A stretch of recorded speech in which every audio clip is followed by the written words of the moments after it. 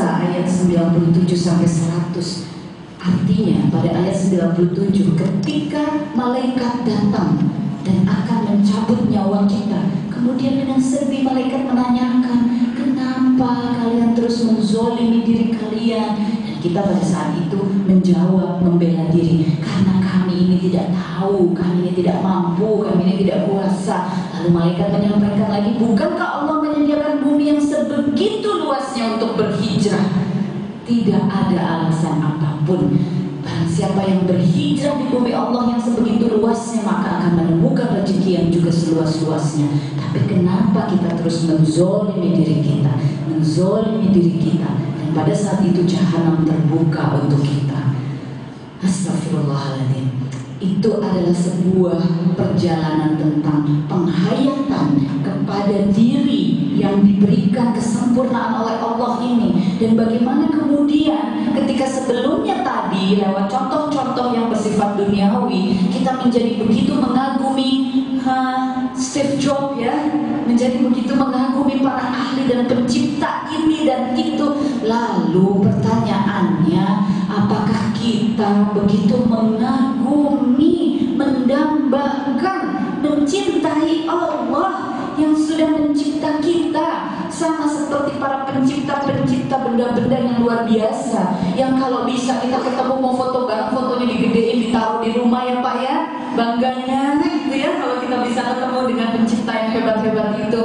Betulkah kita sebegitu mencintai, mengagumi, merindukan Allah, dan itu juga terwujud kepada wakil Allah, kepada Rasulullah SAW, yang mungkin kita sendiri sering sekali lalai, luput, bahkan hanya untuk bersolawat dengan hati, dengan sepenuh kerinduan kepada Rasulullah SAW, yang bahkan pada titik akhir ajalnya, ya umati, begitu mengkhawatirkan umatnya sepeninggal beliau.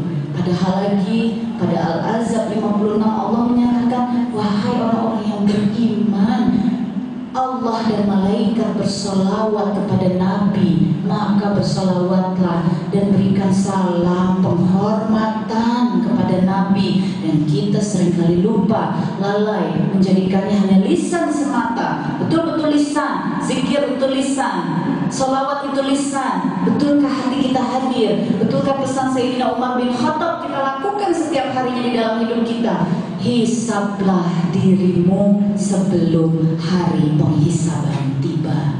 Sayyidina Umar selalu menitipkan, setiap hari di tengah malam sebagai pemimpin beliau matikan semua lampu-lampu, beliau matikan semua fasilitas yang mempergunakan uang negara. Beliau pergunakan hanya fasilitas milik beliau, lampu kecil, pelita kecil, dan beliau menghisap diri setiap harinya. Apa kesalahanku hari ini? Apa kekuranganku hari ini? Betulkah aku mencintai Allah dan Rasulnya? Menghisap diri, memohon agar esok pagi diberikan lagi usia untuk memperbaiki hari ini, dan kemudian selalu menambah rasa cinta kepada Allah dan Rasulnya. Dan betulkah kita semua juga melakukan hal yang sama setiap harinya? Padahal itu adalah jalan, itu adalah satu jalan menuju istiqamah, satu jalan untuk menuju pulang ke tempat di mana kita bermula, seperti yang Allah sampaikan tadi dalam setiap ayat-ayatnya tentang penciptaan kita. Hayat, itu adalah hayat. Dan dalam diri kita ini, setelah kita ini buka, adalah mukjizat yang luar biasa. Masih diberikan satu lagi mukjizat yang sangat amat luar biasa. Kata Rasul, pada diri setiap manusia ada segumpal darah yang kalau dia baik, baiklah semuanya ya Bu ya. Kalau dia buruk, buruklah semuanya. Daging itu bernama hati, segumpal darah itu bernama hati. Tapi kalau kita ronsen, yang katanya di sini kan kita suka pegangnya hati, tandanya cinta warnanya merah atau merah muda gitu ya. Dan kita sering pegang hati kita di sini. Kok kalau di ronsen di foto adanya jantung ya, adanya paru-paru, apa di sebelah sini ternyata adanya empedu, ginjal. Oh jangan-jangan di mana? Di pipi, di mata. Di mana ya segumpal darah itu?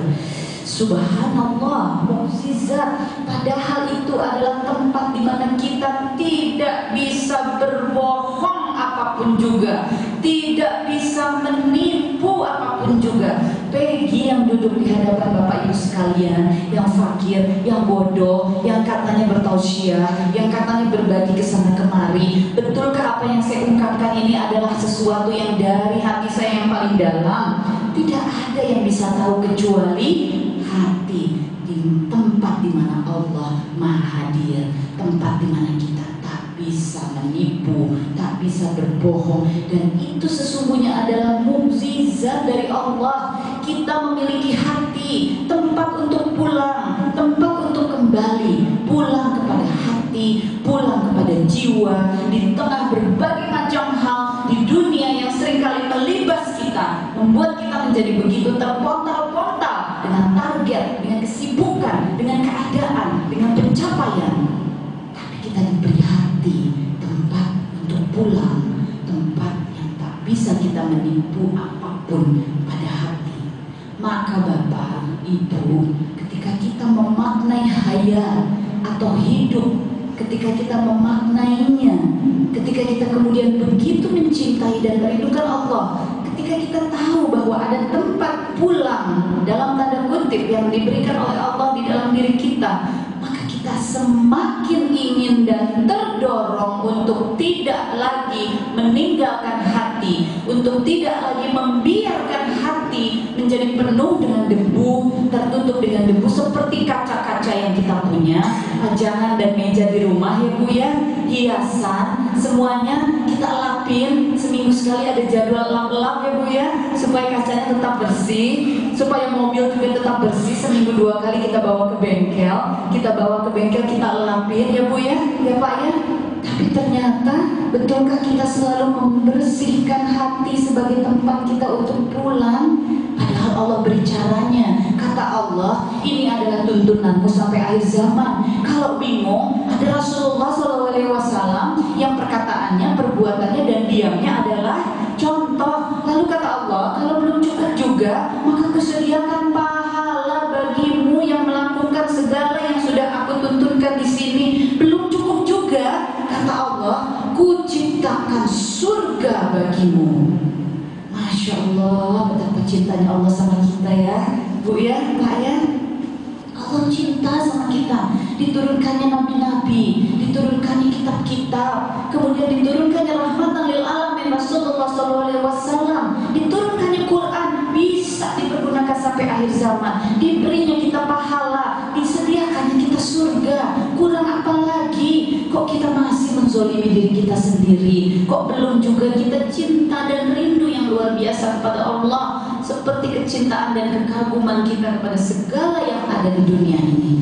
Astagfirullah, astagfirullah, astagfirullahaladzim. Lalu kemudian masih juga dengan cinta kasihnya Allah katakan pada salah satu hadis Tirmizi, Rasulullah menyampaikan bahwa setiap manusia akan diberi ujian sesuai dengan tingkat keimanan dan ketakwaannya masing-masing. Padahal di kantor ya Bu ya, kalau level supervisor, level manager, ya udah aturannya begitu ya. Kita kuliah juga, semua mahasiswa tingkat 1, ya udah yang mesti dikerjain itu. Nggak dipilih IQ-nya berapa, IQ-nya semana, kemudian dikasih tugas-tugasnya disesuaikan dengan IQ-nya atau kemampuannya. Enggak ya, tapi Allah akan memberikan ujian sesuai tingkat keimanan dan ketakwaan kita masing-masing. Masing-masing sudah dilihat keimanan ketakwaannya masing-masing, diberikan ujiannya sesuai tingkat keimanan ketakwaannya masing-masing. Masih disampaikan pada hadis itu, yang terberat adalah nabi-nabi, kemudian berturutan sesuai iman dan takwanya masing-masing, dan maksud ujian itu adalah agar engkau bisa berjalan di muka bumi ini tanpa dosa. Rupanya kalau kita dikasih ujian, cobaan apapun, itu dalam rangka mencuci kita agar kita bisa berjalan di muka bumi ini tanpa dosa. Kalau kita sudah tanpa dosa, mudah-mudahan mendapat ridha Allah, masuk ke surga. Dan caranya adalah dengan setiap ujian-ujian yang Allah berikan kepada kita. Caranya hanya satu, sabar. Ya Bu ya, yang katanya sabar itu kan ada batasnya, gitu ya. Padahal sabar itu nggak ada batasnya. Karena dalam Az-Zumar ayat 10 Allah sampaikan, ku sempurnakan pahala hanya untuk umat yang bersabar. Pahalanya sudah ditetapkan dan disempurnakan. Bahkan Rasul menyampaikan tidak ada kebaikan yang lebih luas daripada sabar. Lah kok kita bikin aturan sendiri sabar ada batasnya ya Bu ya? Wong pahalanya aja tanpa batas, pahalanya aja disempurnakan oleh Allah. Sebaik-baiknya pahala yang disempurnakan adalah sabar. Dan Rasul juga udah sampaikan seperti itu. Kita bikin aturan sendiri ya Bu ya? Sabar itu ada batasnya kata kita. Padahal tidak seperti itu. Jadi Bapak Ibu, setelah kita memahami dan memaknai haya, setelah kita lebih menghargai diri kita sebagai ciptaan Allah, setelah kita lebih mencintai Allah dan Rasulnya lebih daripada apapun juga, lalu kita sadar setiap hari menghisab diri seperti Sayyidina Umar bin Khattab. Kemudian kita selalu pulang ke hati, dan kita selalu menjadikan setiap ujian sebagai kebahagiaan, karena kita tahu bahwa ujian itu sesuai dengan tingkat keimanan dan ketakwaan kita. Lalu kita juga tahu bahwa Allah sedang dengan kasih sayangnya ingin menghapuskan semua dosa-dosa kita agar kita berjalan di muka bumi ini tanpa dosa. Setelah kita maknai semuanya itu, maka kemudian masuklah kita pada hal yang kedua yang ingin saya sampaikan tadi, hikmah. Maka semua yang kita lakukan rasanya hikmah, karena kita sudah bersabar, karena kita sudah maknai semuanya itu, sudah lebih menghargai segalanya, sudah lebih mencintai Allah dan Rasulnya. Maka apapun yang kita alami dalam hidup, apapun yang kita hadapi, itu adalah hikmah. Itu adalah hikmah. Al-hikmah zalatul mu'min. Hikmah adalah barang berharga yang hilang dari seorang mukmin, kata Rasulullah SAW. Maka dimanapun itu ditemukan, ambillah al-hikmah zalatul mukmin, barang yang hilang, barang berharga yang hilang dari seorang mukmin. Maka dimanapun kalian temukan, ambillah. Maka hikmah ada di mana-mana. Ketika kita sedih, ketika kita kecewa, ketika kita kehilangan, ketika kita gagal, ketika kita terjatuh, ketika kita dizolimi, kita dihianati, ketika kita bersimbah air mata, ketika kita pedih, maka disitulah hikmah. Dimanapun hikmah ditemukan, maka ambillah. Kita sampai pada tahapan yang kedua, hayat, kemudian hikmah. Semuanya kita perlakukan, kita sikapi, kita maknai sebagai hikmah, sesuai apa yang dipesankan oleh Rasulullah SAW. Hayat, hikmah. Maka kemudian Bapak dan Ibu, setelah dua proses itu saya jalani dan saya temukan dalam hidup saya, maka kemudian saya berdoa agar apa yang saya rasa juga menjadi apa yang dirasa oleh setiap umat Rasulullah SAW, oleh setiap makhluk di muka bumi ini, yaitu hidayah, petunjuk.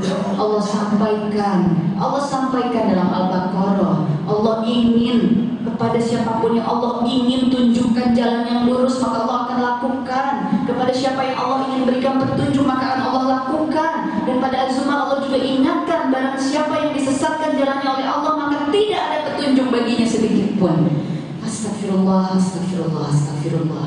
Maka hayat, kemudian hikmah. Ketika segalanya sudah menjadi hikmah bagi kita, ketika hati terus kita bersihkan setiap hari dengan menghisap diri, dengan semua fasilitas yang Allah kasih, ada sholat sunnah, ada puasa sunnah, ada zakat, diberikan juga sedekah, diberikan juga hibah, diberikan wakaf, diberikan segala jalan. Allah berikan segala jalan bagi kita untuk membersihkan hati, agar hidayah mudah datang kepada kita. Maka mudah-mudahan hidayah dan petunjuk itu ada dalam keseharian kita, ada dalam setiap langkah dan gerak kita. Bukan lagi seperti mohon maaf sekali, mohon lagi seperti jargon yang sering mengatakan, ya udah doain ya biar gue cepat dapat hidayah, gitu ya. Doain ya supaya gue cepat dapat hidayah. Lah, gimana caranya dapat hidayah kalau kita nggak kejar, kalau kita nggak berjuang? Wong rezeki aja yang kita udah yakin ya Bu ya,